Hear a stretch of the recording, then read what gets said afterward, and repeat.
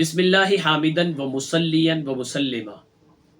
اب جنات کی خیر نہیں، اب جادو کی خیر نہیں، اب نظر اور حسد کے لپٹے لوگ کھڑے ہو جائیں اور یہ عمل آپ کے لیے ہے۔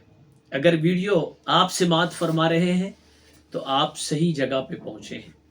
یہ عمل مبارکہ، ایسا کمال مجرب عمل، میرے استادوں کے خاندانی عملیات میں سے ایک عمل اور بارہا تجربہ شدہ عمل اور بڑا بار آور اور طاقتور عمل۔ قرآن مجید کی سورہ مبارکہ سورۃ الدخان پارہ نمبر 25 میں یہ سورت موجود ہے۔ اگر آپ جادو جنات کے مریض ہیں، صبح و شام کوئی معمولات ہیں، ان کو جاری رکھیں اور یہ عمل صرف ایڈ کر لیں۔ آسان ہے، مشکل نہیں۔ 9 جمعے کا عمل ہے۔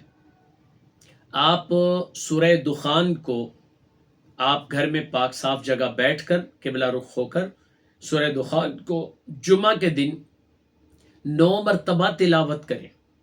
9 مرتبہ تلاوت کریں، پانی پہ دم کر دیں، دعا کر لیں۔ یہ پانی گھر میں پینے کے لیے بھی استعمال کریں اور اگلے جمعے بھی 9 مرتبہ۔ پہلے ہی جمعہ 9 مرتبہ کرنے کے بعد آپ کو گھر میں واضح فرق محسوس ہوگا، اور اس کو آپ نے 9 جمعے پورا کرنا ہے۔